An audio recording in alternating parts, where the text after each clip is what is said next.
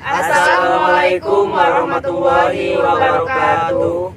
Kami dari kelompok 3 yang beranggotakan Saya sendiri Cindy Cahyani. Saya Sela Istika. saya Persen Kurniawan, Saya Muhammad Fakih. Saya Fikri Rahman.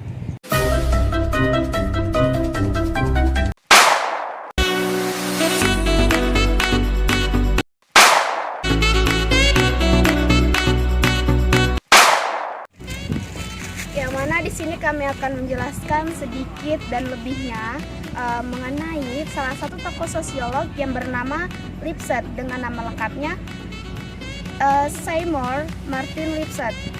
Oke, di sini saya akan menjelaskan biografi tentang Lipset. Lipset lahir di New York City pada tahun 1922 dari keluarga pekerja imigran Yahudi Eropa Timur. Seymour Martin Lipset adalah salah satu cendekiawan termuka di generasinya dalam ilmu politik dan sosiologi. Seymour Martin Lipset lahir tahun 1922, wafatnya 2006. Adalah salah satu sosiologi terpenting di generasinya. Karyanya sebagian besar berkisaran pada topik politik. Salah satu cendekiawan termuka di generasinya dalam ilmu politik dan ilmu sosiologi. Publikasi utama memfasilitasi pembentukan subbidang sosiologi politik, Jonaski 2005.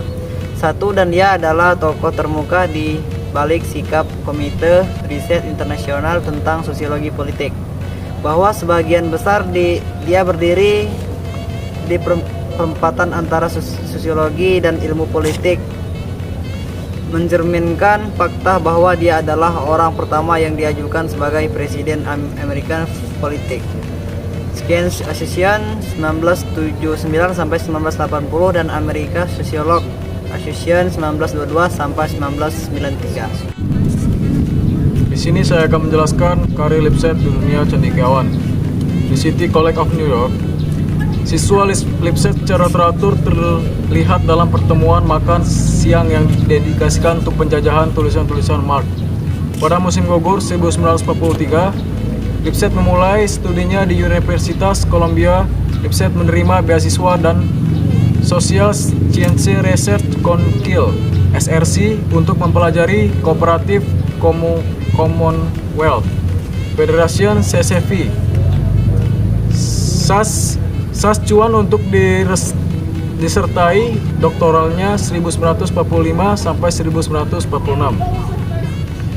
Dia bekerja sebagai dosen di University of Toronto 1946 sampai 1948, mempertahankan disertasinya pada musim semi 1948 dan menerima posisi profesor di UC Berkeley 1948 sampai 1950, yang memungkinkan mengakses bersama dengan Reinhard Bendick pekerjaan besar data sejarah yang dikumpulkan oleh Institute of Industrial Relations yang berkedudukan di Oakland, California.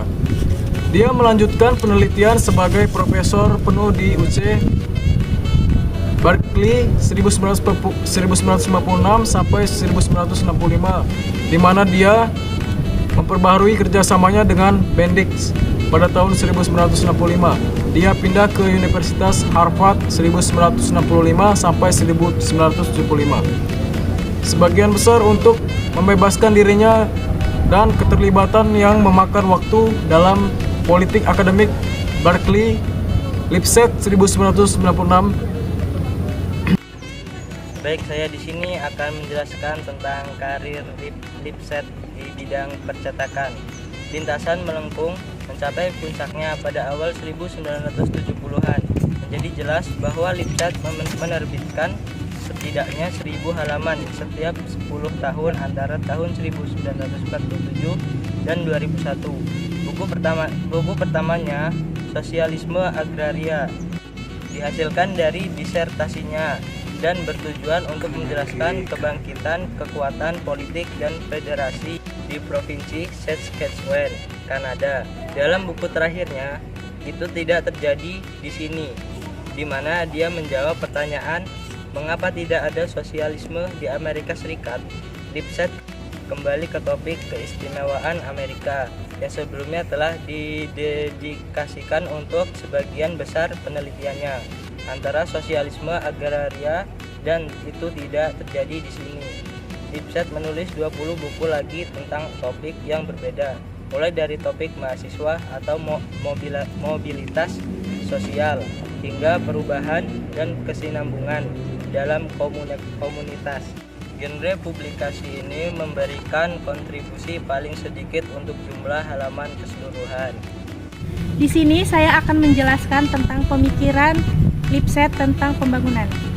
Hubungan antara demokrasi politik dengan pembangunan ekonomi. Sejak zaman Aristoteles hingga kini, teori ilmu sosial memiliki kecenderungan untuk menyatakan bahwa semakin baik derajat kehidupan ekonomi suatu negara, semakin besar tersedia kemungkinan bahwa negara tersebut akan memegang dan memelihara tatanan demokrasi. Pada dasarnya, Lipset menggunakan analisa stratifikasi untuk menjelaskan keterkaitan antara pembangunan ekonomi dan demokrasi. Baginya, pembangunan ekonomi meningkatnya pendapatan, derajat keamanan ekonomis, dan menyebabkan pendidikan banyak berpengaruh terhadap bentuk perjuangan lapisan masyarakat yang daripadanya tersusun landasan pembangunan demokrasi. Pertama, lapisan masyarakat kelas bawah di negara miskin memiliki pengalaman yang lebih inferior dibanding lapisan masyarakat yang sama di negara maju. Dengan kata lain, partai politik di negara miskin memiliki kecenderungan untuk lebih ekstrem dan radikal dibanding partai politik di negara yang telah maju. Kedua, pembangunan ekonomi juga mempengaruhi tingkah laku politik kelas menengah, karena kelas menengah ini memiliki kecenderungan untuk secara aktif terlibat dalam organisasi politik. Maka mereka mampu melakukan aksi untuk ikut mengendalikan kekuasaan negara. Nah, jadi dapat disimpulkan bahwa tokoh sosiolog ini, yaitu Lipset, dilahirkan di New York City pada tanggal 18 Maret 1922. Beliau wafat pada tanggal 31 Desember 2006 di Arlington, Virginia, Amerika Serikat. Lipset adalah seorang sosiolog dan ilmuwan politik Amerika yang bekerja dalam struktur sosial, politik komparatif, serikat buruh, dan opini publik, membuatnya terkenal di dunia internasional. Selama hidupnya, Lipset banyak sekali prestasi serta karya-karya yang sangat terkenal. Sebelumnya, ia menaungi pendidikan di Towson Harris High School, sebuah sekolah persiapan untuk City College, dan di University Columbia. Dalam pekerjaan akademis, beliau sangat menekuni di bidang politik. Namun, tak luput pula di bidang sosiologinya. Dia juga pernah bekerja di sebuah university, yaitu University Stanford, University Harvard, dan University of Toronto di Kanada sebagai dosen. Ia juga merupakan salah satu tokoh dalam teori modernisasi dan teori pembelahan.